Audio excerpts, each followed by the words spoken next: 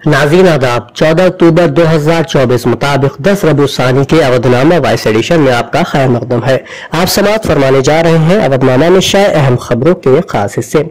महाराष्ट्र के साबिक वजीर और एनसीपी लीडर बाबा सिद्दीकी के कत्ल ने पूरे महाराष्ट्र को हिलाकर रख दिया है, जिसके बाद वहां बयानबाजी का दौर शुरू हो गया है। मुख्तलिफ सियासी जमातों के रहनुमा रियासत के अमन अमान पर सवालात उठा रहे हैं। कई लीडरों ने नायब वजीर आला देवेंद्र फडणवीस के इस्तीफे का मुतालबा भी किया है, क्योंकि वो रियासत के वजीर दाखिला भी हैं। बाबा सिद्दीकी के कत्ल पर शिवसेना लीडर संजय रावत ने कहा कि मुजरिमों को पुलिस का कोई खौफ नहीं है। वजीर दाखिला देवेंद्र फडणवीस मुकम्मल तौर पर नाकाम रहे हैं, उन्हें इस्तीफा दे देना चाहिए। गवर्नर को इसमें मुदाखलत करनी चाहिए और देवेंद्र फडणवीस को उनके ओहदे से हटाना चाहिए। साथ ही बीजेपी ने भी अपोजिशन के इल्जामात पर जवाबी हमला किया है। बीजेपी के तर्जुमान प्रदीप भंडारी ने कहा कि रियासत में कोई भी कानून से बच नहीं सकता। एनडीए हुकूमत ने 24 घंटे के अंदर मुलजिमीन को गिरफ्तार किया है।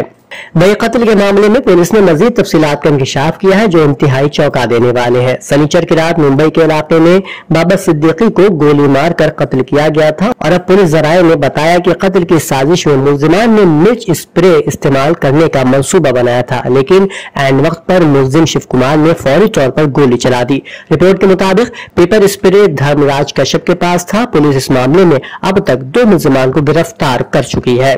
गुज़श्ता चंद सालों में हिंदुस्तान में जात पर मबनी मरदमशुमारी की मांग ने काफी जोर पकड़ा है। मरकजी अपोजिशन जमात कांग्रेस समेत दीगर अपोजिशन पार्टियां मुसलसल भारतीय जनता पार्टी और उसकी क़यादत में चलने वाली मोदी हुकूमत पर इस मामले को लेकर तनकीद करती रही है।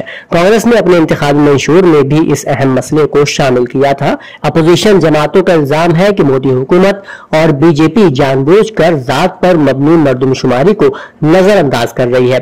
जात पर मबनी मरदमशुमारी की हिमायत करते हुए कांग्रेस का मौक़िफ़ है कि इससे समाज में वसाइल और सरकारी नौकरियों की तकसीम को बेहतर समझने में मदद मिलेगी और महरूम तबकों के लिए पॉलिसी साजी में मुआविन साबित होगी। मोदी हुकूमत की इत्तेहादी जमातों में शामिल तेलुगु देशम पार्टी यानी टीडीपी के सरबराह और आंध्र प्रदेश के वजीर आला चंद्रबाबू नायडू ने हाल ही में जात पर मबनी मरदमशुमारी की खुलकर हिमायत की है।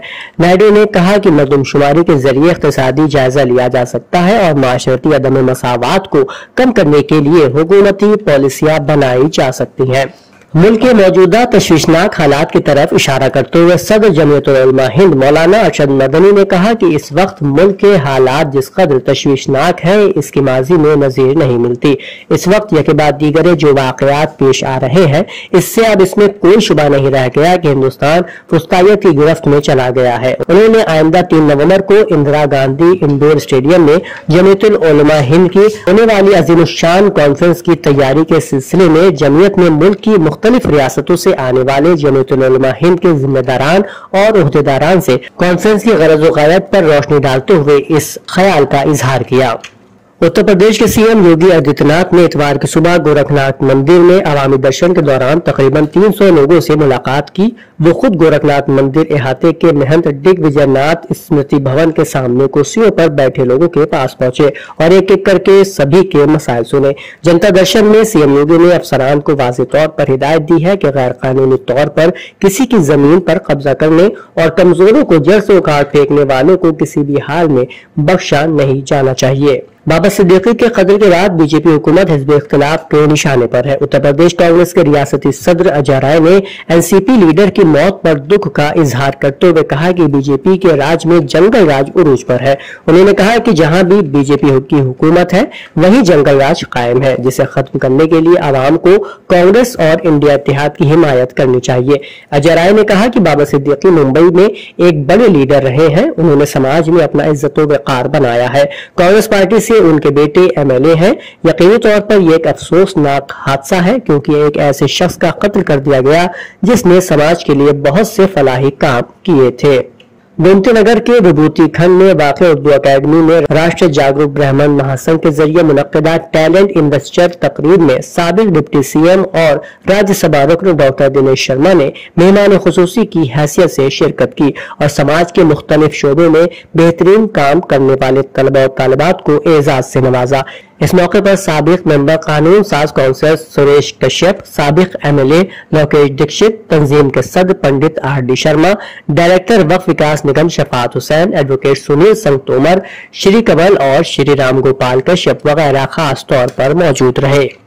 وکاس نگر میں پولیس حراست میں امن گوتم کی موت کے سلسلے میں ہفتے کی شام شروع ہونے والا جام احتجاج رات بھر جاری رہا۔ پولیس نے رات کا لاٹھی چارج کر احتجاجیوں کو بھگایا۔ لواحقین کا غصہ اس قدر تھا کہ وہ لاش کی آخری رسومات ادا کرنے کو تیار نہیں تھے۔ پولیس نے فوری طور پر 4 پولیس اہلکاروں کے خلاف قتل کا مقدمہ درج کر لیا ہے، جن میں ایک نامزد بھی شامل ہے۔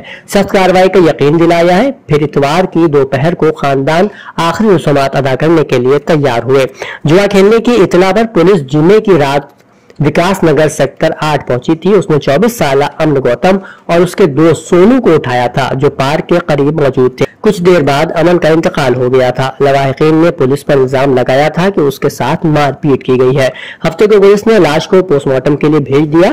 یہاں ہفتے کی شام تقریباً 4 بجے خاندان کے لوگ اور سینکڑوں مقامی لوگ خرم نگر چوراہے کے قریب جمع ہو گئے، روڈ بلاک کر کے احتجاج شروع کر دیا اور پولیس کے خلاف نعرے بازی کرنے لگے تھے۔ اودھنامہ میں شاہ جہانما خبروں کے مطابق اسرائیلی فورسز نے رات کی تاریکی میں غزہ کے جبالیہ کیمپ پر بمباری کر کے 30 فلسطینیوں کو جاں بحق کر دیا۔ حملے میں درجنوں افراد زخمی ہوئے ہیں۔ غیر ملکی خبر رساں ادارے AFP اور رائٹرز کی رپورٹ کے مطابق اسرائیلی فوج نے گزشتہ 24 گھنٹوں کے دوران 60 سے زائد فلسطینیوں کو شہید کر دیا ہے۔ طبی ماہرین نے رائٹرز سے بات کرتے ہوئے بتایا کہ جمعے کو غزہ کی پٹی میں اسرائیلی فوج کے حملوں میں کم از کم 61 فلسطینی جاں بحق ہوئے تھے اور ان میں نصف اموات شمالی غزہ کے جبالیہ کیمپ میں ہوئی۔ یاد رہے کہ گزشتہ روز ہلال احمر کے اسکول پر اسرائیلی فضائیہ کے تازہ حملے میں خواتین اور بچوں سمیت 28 فلسطینی شہید ہو گئے تھے۔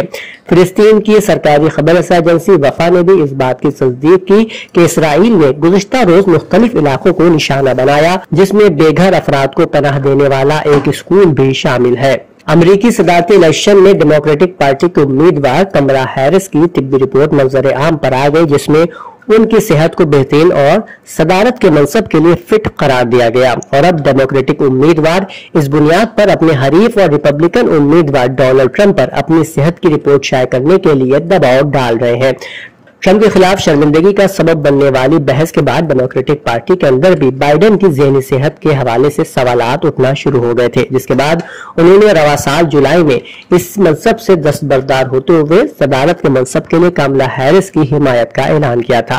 لیکن ایسا محسوس ہوتا ہے کہ ظاہری طور پر مضبوط نظر آنے والے ٹرمپ کو ممکنہ سخت انتخابی مارکے میں ان کی عمر اور صحت کی بنیاد پر شکست دینے کا حربہ شاید کامیابی سے ہمکنار نہ ہو۔ روس نے کہا ہے کہ برکس کبھی بھی فوجی تنظیم نہیں رہا ہے اور نہ ہی بننے کا منصوبہ بنا رہا ہے، گرچہ اس کے خلاف کوئی الزام کیوں نہ لگایا گیا ہو۔ روسی وزارت خارجہ نے ہفتے کو کہا کہ برکس فوجی تنظیم نہیں ہے، نہ کبھی تھی اور نہ ہی بننے والی ہے۔ برکس ایک بین الاقوامی تنظیم یا انضمام ڈھانچہ بھی نہیں ہے، بلکہ ہم خیال اراکین کے ساتھ ایک کثیر القومی تنظیم ہے۔ ستمبر میں دی ٹائمز میں شائع ہونے والے ایک مضمون جس میں تجویز کیا گیا تھا کہ برکس کی توسیع سے نیٹو کو فکر مند ہونا چاہیے پر تبصرہ کرتے ہوئے وزارت نے کہا کہ برکس ایک کثیر شعبہ اسٹریٹجک پارٹنرشپ ہے جو تینوں ستونوں یعنی سیاست اور سلامتی، اقتصادیات و مالیات اور ثقافت و انسانی تعلقات پر قائم ہے۔ لبنان کے مختلف علاقوں میں اسرائیل کی طرف سے کیے گئے فضائی حملوں میں 13 افراد کی موت اور 36 دیگر زخمی ہو گئے۔ NNA نے بتایا کہ زخمیوں کو سرکاری اسپتال لے جایا گیا ہے۔